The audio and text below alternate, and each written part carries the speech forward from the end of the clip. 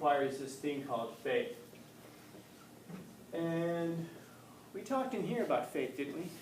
We were studying it. We're trying to figure out what this thing was. And it seems to be based off of something that you've encountered before. So it isn't just like, oh, there is such a thing as blind faith, but you notice how we have to put the word blind in front of it? Because that tells you that there's a distinction between faith and blind faith. Faith is kind of like the substance of the things that you hope for and the evidence of the things that you haven't seen. I talked a bit about black holes, that we had a great deal of faith that black holes were there. We couldn't see them because of the nature of what a black hole is, but we could measure the effects of it. Now, recently we've been able to confirm that they do exist, but for quite a while it could be said that there was a faith in black holes because we could see the symptoms of it, although we couldn't see the thing itself.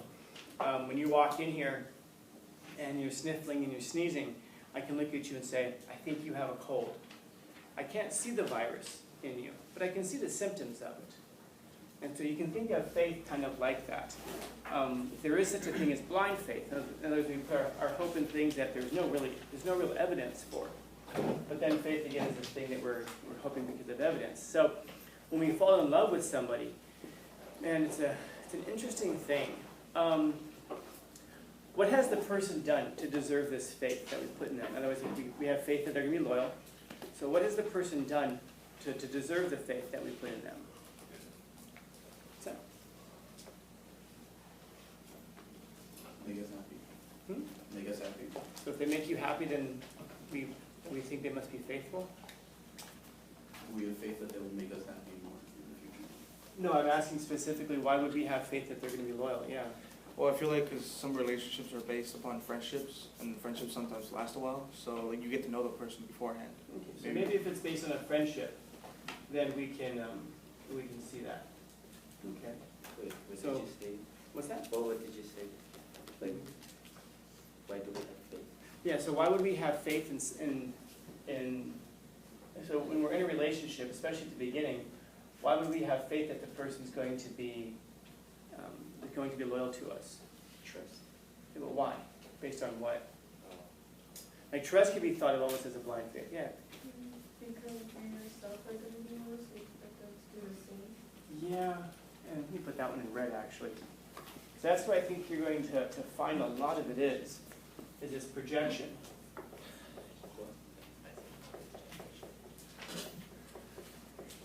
And you might have these, it doesn't count if you have the guts to say it though.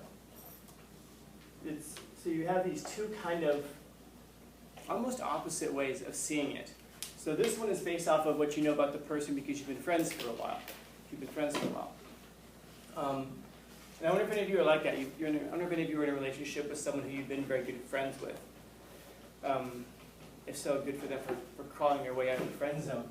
And then another way here is projection. Well, I'm this way, so I presume that that person's going to be that way as well. And so the faith in that case is based more off of yourself than it is off of the other person. In this case here, it's based off of an experience with the person. And hopefully a legitimate experience, hopefully an honest experience. In other words, hopefully you've gotten to see the real them. I wonder if any of you are that. I wonder if any of you were in a relationship like that. And if before you guys were together, you told your partner some very embarrassing things about yourself because you were just friends. And then later on, those things come back and bite you because they bring them all up. Speaking from experience here. I got some funny stories about that. And then, in the other case, though, it's like, well, they're going to be this way because I'm that way. Now, of course, this depends on what you are. If you're loyal, then you're going to presume that they're going to be loyal as well. Or you also just kind of understand, we might just say rules. In other words, there's a set of rules that we just kind of assume if we're going to be in a relationship, then that means that there's a set of rules that we all already agree to. It's like if you're playing in a game. If anybody knows how to play 21 or blackjack, you know, the card game, when we begin, you're going to notice that I don't just say, okay, so here's how you play the game. All right, and then we all agree on how to play the game. We just kind of know. If any of you have played Monopoly before, you probably don't review the rules every time you play Monopoly. You just presume that the person you're playing with has the same rule set. And I think you're going to find that a lot of problems in relationships come from this thing right here. So I'll put an asterisk here. It's like when someone says, you have to have common sense. You have to have common sense. Oh, come on, it's common sense. I don't know if there's anything common about common sense. In other words, the things that are common to you might not be common to somebody else, and vice versa. Are you allowed to, I shouldn't say, I don't like using the word allowed to, because it sounds like the other person's in charge of you. But do you have an agreement that, I don't know, you're allowed to have friends on, exes? Are you allowed to be friends with exes on social media? Yes. You know? Yes. Yeah, so we'll put yes. And is that cut both ways, by the way? So if she has friends on, she has exes on social media, is that cool too? Okay. Yeah. Oh, rules? Yeah. Are you allowed to like pictures on social media? Certain ones. Certain ones. So then the rules have to be clear. Yep. Yeah. Oh, we're having that before. Why'd you like this? So you have to be real clear about what those rule sets are, because again, to you I'd be like, oh come on, that's just common sense. You wouldn't, I don't know. As things go on, who pays for things? Do you guys split things, or does one person pay for the other? Do you like having doors open for you, or are you the person who likes to open doors for people? You know, all over the place. And these are, I mean, of course, those last two are little things. The first ones can be some bigger things. But now it's even a matter of, are you allowed to message with someone who's the opposite sex, but it's your friends from school or something like that? I don't know. Yeah, I mean, I don't know. It's really dependent on the person and the relationship. That's why a lot of times these are the things that kind of mess us up. And there's something here about projection as well that leads into that. Well, it's common sense to me that you wouldn't do those things. It's common sense that you wouldn't be that way. You wouldn't talk to that person. And there's probably something there where we understand the rule set, because if you're, I guess you can think of it as if you're trying to not let the other person find out. Maybe not hide it, because we don't like using that word. But maybe it's a matter of we like to not want, we don't want the other person to find out about it. That's Yeah, or maybe another way of thinking of it is you can't post a picture that you'd be angry if your partner liked it if somebody else posted it, a similar picture. That might be a good way of going about it. But again, that takes working it out. That takes trying to figure these things out. Sometimes they don't quite get to that. Breakups happen before. But a lot of times we have this idea that the other person is just supposed to know how it is that they're supposed to be. But again, a lot of that is just going to be this projection thing. Versus a friendship, you kind of already know what it is. So now, think about the kind of person that we fall in love with. What do we expect from that person? We expect them to be perfect in terms of their fidelity. even They're never supposed to cheat on us in any sense. And that's even cheating on us in the sense that we think of it as cheating. They're not supposed, they're supposed to be understanding and caring and focused on you, or whatever it is that you fill in the gaps for. It's very similar for what a God is supposed to be. You think about it like, oh my God, like a God is supposed to be all-loving, all-knowing, and all-powerful.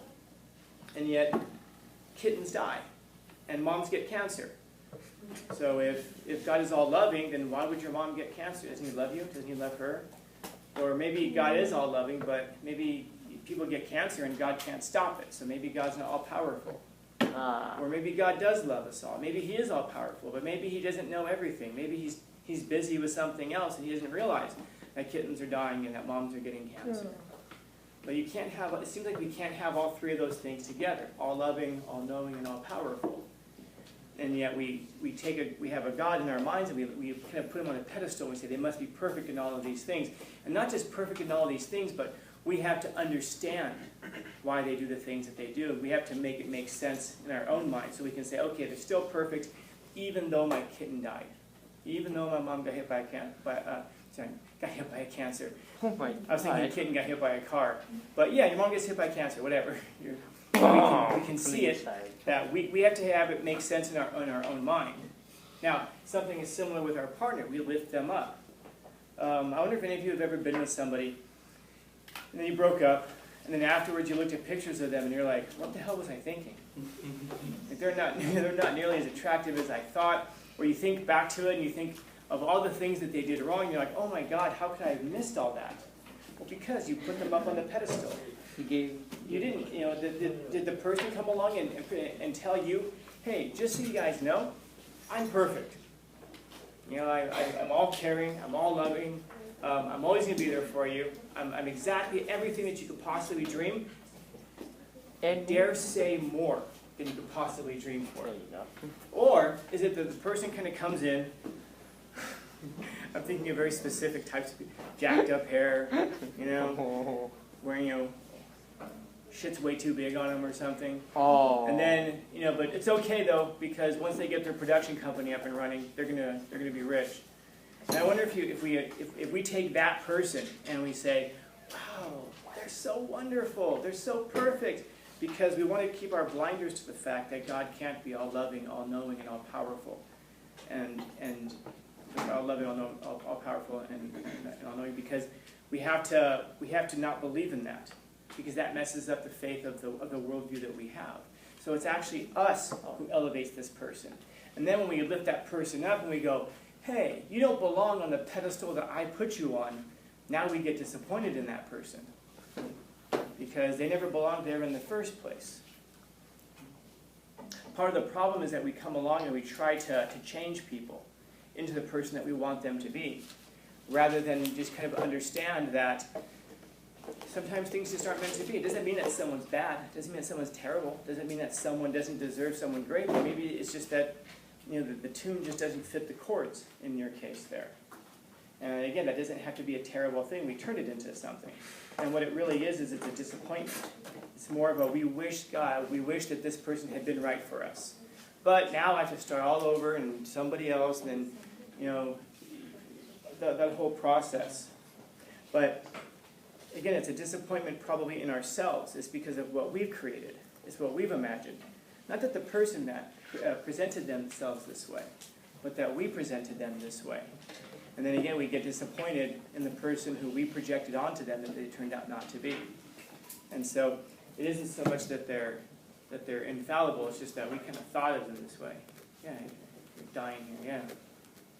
When you put your blinders, see if they're perfect, is that basically just blinding yourself from who they really are as a person? Yeah.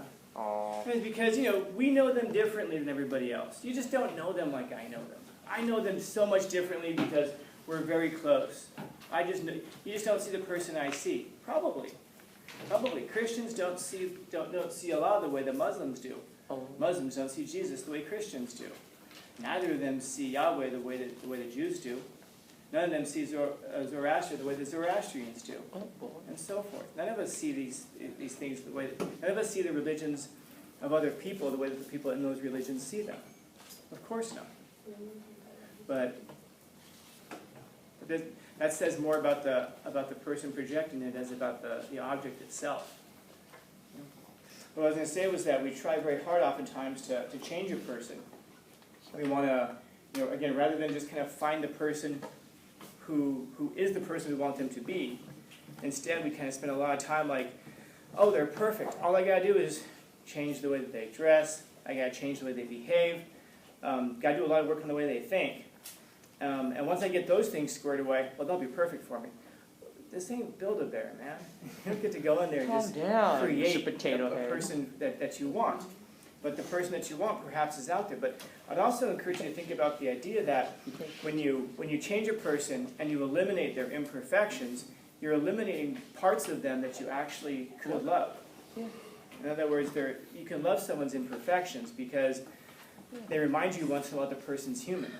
It's difficult to love a God in the way that you love a person, because the only way to love a God, by the way, is entirely and selflessly.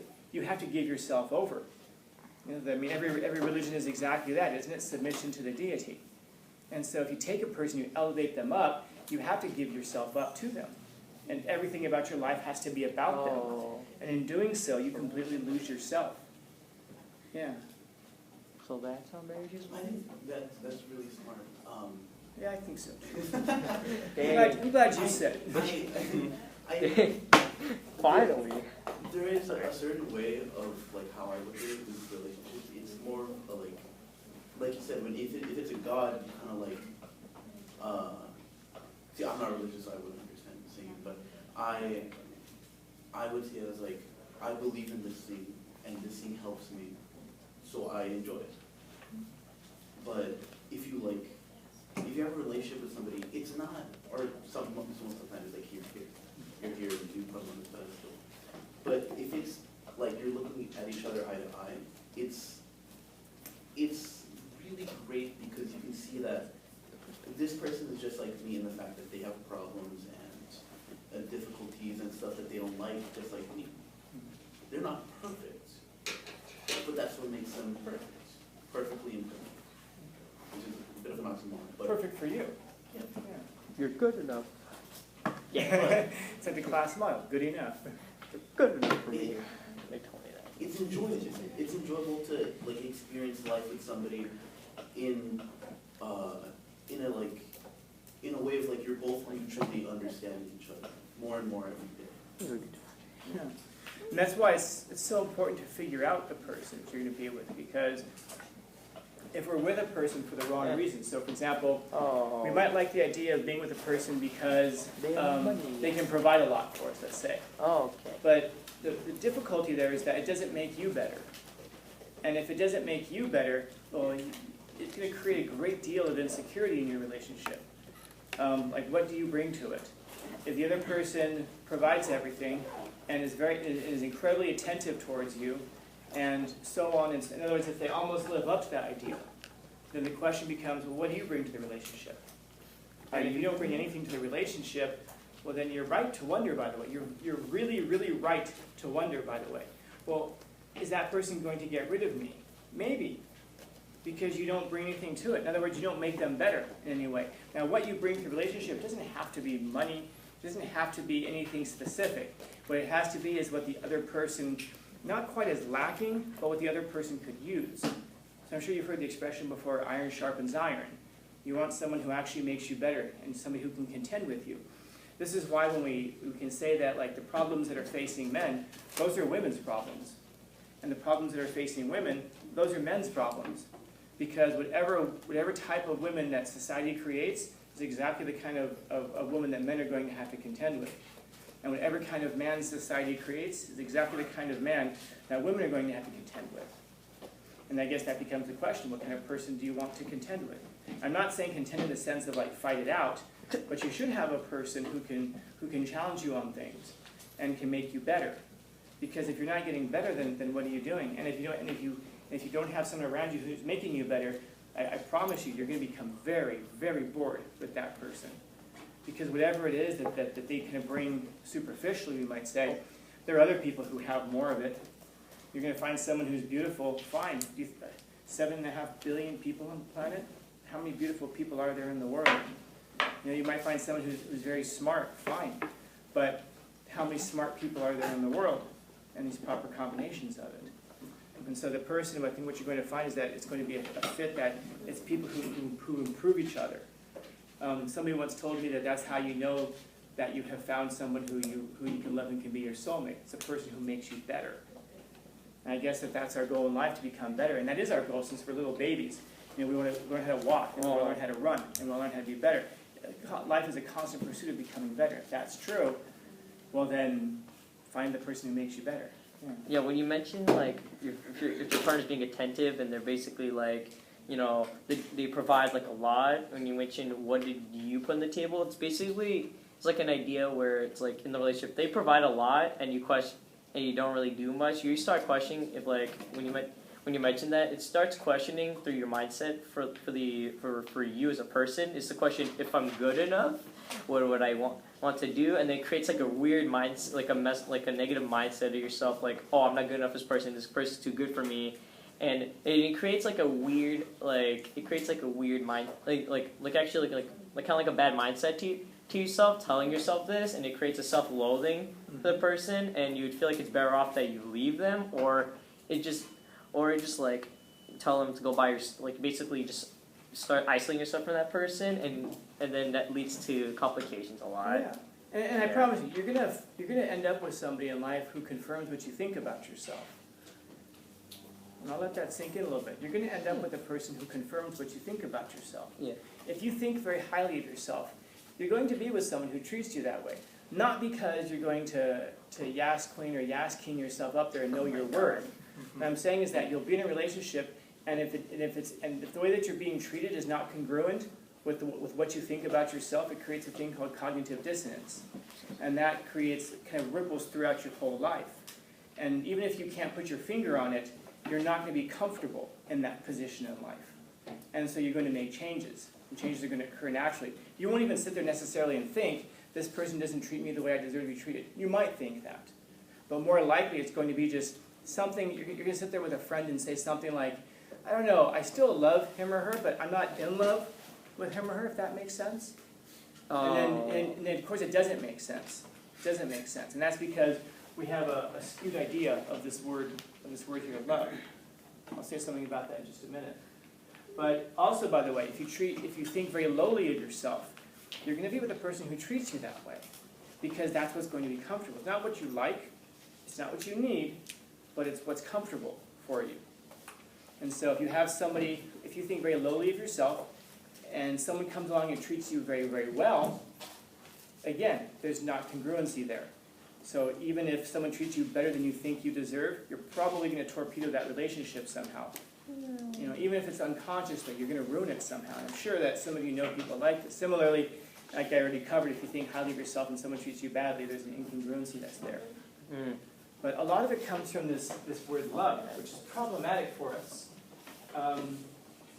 If we're talking about Spanish, what words do I have to tell someone that I love them? Don't tell me I know more Spanish than you guys. Come on. Oh, like love. Yeah. Oh, Spanish? Te amo, y te quiero. Now, I thought I heard you wrong for a now second. quite clearly, what does te amo mean? I love you. What does te quiero mean? I like you. I care for you, but more specifically, what is quiero? Care. Yeah, want. Care Bear. Want. So there's this word love and want. And they're not exactly precise. You know they don't mean the same thing because there's two different words for it. One. Yeah. And there is a third word as well, yes. Oh, third one. Never mind. Was it? Te adoro. Yes, te adoro. And that's more like what? Adore you. Admire. Yeah, it's more like you adore somebody, or, yeah, or you admire them. I appreciate you. Me caes bien. Yeah. There's loving, there's caring, appreciation, My- and greed. Wow, My 3 words. girlfriend and I broke up for a while, and then we got back together. Wait, really? And we were apart for like a year. And afterwards, when we got back together, I would never tell her I loved her. I would just say, I adore you. And then I wouldn't tell her that I loved her. And then that became like a thing that we would say, well, I adore you, but you know what that means. And she would say the same thing, I adore you, but you know what that means. What a way to Finally, it's like, fine, I love you, whatever. All I'll right. admit it, fine. But I get the heart idea you that too. the reason that these are different words is because these all mean different things. Different. Follow? So now, I see if it. I'm talking about English, I've got this one word, love. And Oh. I love my girlfriend. I love buffalo wings. I love my mom. Hopefully, you love your mom differently than you love your boyfriend or girlfriend. Oh my. Unless you grew up in Kentucky. And then, I guess in that case. But maybe, hopefully, you love your mom differently than you love buffalo wings. So in other words, if like It's you're on like- a boat and buffalo wings fall in the water and your mom falls in the water, hopefully You gotta decide. hopefully that's an easy decision for you to make. But this has really important ramifications because you cannot think, don't miss this, you cannot think in a language that you don't master. You can only think in a language that you've mastered. In other words, there are things that will never occur to you because you don't have a word to describe it. Like for example, you guys know what a semiconductor is? You might, but you only know what a semiconductor is if you have use for the word. And once you have the word, now you have an understanding of the concept. It's an important thing. In other words, we use words to describe objects in the world. It isn't until you encounter something in the world that you have a word for it. And then once you have a word for it, you can describe the thing that you've encountered. And in English, we just have this. Now, in Spanish, people do use these things kind of interchangeably, especially these first two, te amo and te quiero. But in English, we pretty much just use this. Now, here's why it becomes problematic. In Greek, you've got several words. Jeez. Woo! Damn it. No. You've got this word, eros. Thank you, sir. No problem. I appreciate it. Now you're immortalized on YouTube also. Yeah. This word, eros. And eros is where we get the word erotic love. So think of eros as like a physical. You see someone who's attractive, and you're attracted to them. Think of it like physical attraction. And then you've also got this word sterge. And sterge is more like a, actually let me go the other way around. Wait, these are Greek words? Greek words, yeah. You got this word philo. We'll use philo first. And philo is more like a friendship type of a love. And then you've got this. Then you got the word sterge, which is more like a familial love. You've got family. And then you've got this last word here, agape. And agape is a really hard concept for us to get our heads around sometimes in English. But anyway, here's what it looks like in real life. You meet somebody, and you're attracted to them. And so you've got this thing called eros. You guys hang out together, you kiss lots, you can't, whatever. You know what I'm talking about. So you're always around each other. Now, after a while, though, you have to talk to the person. Oh. Hopefully you've done that before. But when you do that, you start to develop this almost like friendship thing. A friendship? Yeah, so maybe here's, there's Netflix and chill, but here, you actually are watching Netflix together. You actually do watch a few shows together. Time to hang. And you're talking a lot, you know each other pretty well, you finish each other's sandwiches. And then it progresses from there into you're so close together now that you're basically family. And you can become family through marriage. But this is even a thing where like you're seen as one person. So if your friends invite you to something, they're really inviting both of you. And if they invite your significant other, they're really inviting both of you. It's kind of just like presumed. If I'm invited, you're invited. And when you're not invited, you almost have to be told at that point, oh, this is just a guy's thing. This is just a girl's thing. And then finally, you've got this thing called agape. And agape is different from the rest of them in that it's a verb. Meaning it's a thing that you do. Oh, it's an action? It's a thing that you do. It's not a thing that you feel. It's not a thing that you conceptualize. It's something that you do. So yes. Like certain actions, like you give like a gift to this person, like as a friend. More than that, you can give gifts to people because you're almost hoping to get something out of it. This is the thing that you do, and you genuinely, literally expect nothing out of it. This is the thing that you do because, well, they're nice to me, so I'm nice to them.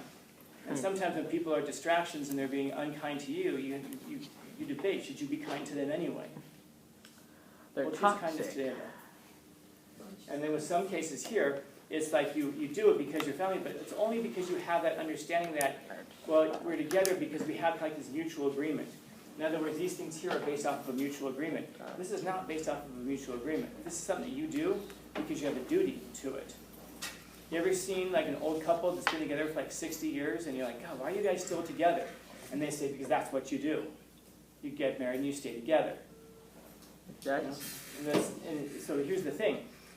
When you only have this one word, then that's when you find yourself years into a relationship and you say things like, I don't know, I love them, but I'm not in love with them, if that makes sense. And then someone's like, yeah, kind of. Like, and you start to like use analogies and metaphors to try to make it make sense. Because you've only got this one word. And so then, then the friend, of course, asks you for advice, and the only advice that you can give, because you're too much of a coward to give real advice, you say, do what makes you happy. And everyone's like, oh, thank you so much, oh. And you're no closer to a solution, because, let's face it, if you knew what would make you happy, you wouldn't be in this predicament in the first place. So what they're really saying is, I'll be here when things fall apart. No. Or I'll be here if things go well. I mean, they get paid either way. Yeah. But here's the thing. If you understand that love goes from this, and then it becomes this. And when you have this, there's a little bit less of this. In other words, you really are, like I said, you really are just watching Netflix together now. You really are just doing these friendship things together. It isn't always about this. There's always two sides. But then, after some time, it progresses, and you've got more of this. And you've got a lot less of this. And you've got less of this friendship thing, too. In other words, you're more blunt with each other. You're more direct with each other. And you say things, but that's also because you can be. Because you're far more secure with each other. What they say here, you're not supposed to talk about things like politics or religion because you might offend people, which, by the way, is exactly what you should be talking about. Because that's the kind of, like I said, you can pretend to bring yourself together. If you're afraid to talk about things at a certain point, that means that you're afraid of presenting who you really are. And that means that what you're selling to the other person is a false bill of goods. And you're also accepting the same thing from them.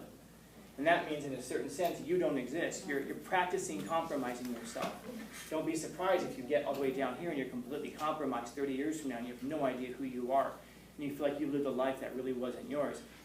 I guarantee you, you shake your family tree enough, you'll find people who can confirm this to you. or family friends. Yeah. But then once you move from eros into philo, you have a lot less of this, but that's the thing, you have this, and this is stronger, it's more secure.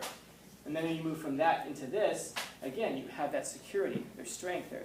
In other words, you can really build something real because you know it's more solid. And then once you move from there into this, I mean, it's over. And I don't mean that in a bad way. I'm saying this is the deepest form of love that you can find. Yep. This does, and now you have a lot less of this, but when you look into a relationship and you say, oh, but I'm still missing these things. Yeah, you are, but that's part of sacrifice, man. You have to give up something today for something better tomorrow. If you hope to keep the whole thing and say, you can have it all, you simply don't understand what real life is like. You cannot have it all. People say, oh, you can have the family, you can have the career, you can have the this, you can have the that. You can have parts of things. And you can have a lot more than you realize that you can. The problem becomes when we believe that we can have everything and sacrifice nothing. If you could, it wouldn't be worth it. Because sacrifice is part of what makes things worthwhile. Yeah, there's like a similar sayings like, oh, you can't have everything, but appreciate the things you have right now. That's the thing. You can always have the things that you want, but if you're lucky, you can have the things that you need. And this a lot of times is the thing that you need. And now, any of you guys ever go to a wedding and you Yep. hear them talk from 1 Corinthians 13? Love is kind, love is patient, love is long-suffering, all these things. Have you heard that before? They're holding hands and they're like, oh my love is patient, love is kind, love is...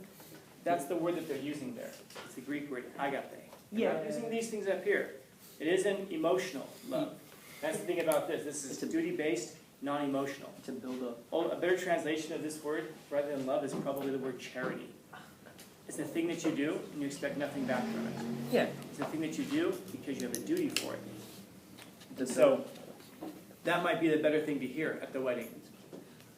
Love is, non-emotional, duty-based love is patient. Non-emotional, duty-based love is long-suffering. It's these things. And again, if you understand that your relationship is going to move from this to this to this, you won't be disappointed at the end. Because you're going to see that there's great value in all of these things. But that doesn't mean you have to give up all of the stuff. When you're here, you can still have elements of that. But you understand that this thing right here, which is passionate, which is it's fickle. It goes away.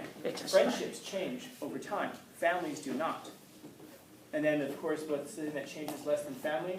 Your values, if you maintain them. Those are the things that people die for. That's why it's a verb. What's that? That's why it's a verb. Exactly. It's exactly why it's a verb. It's what you do. That's why this is interesting. Questions, comments, concerns, complaints, criticisms, critiques?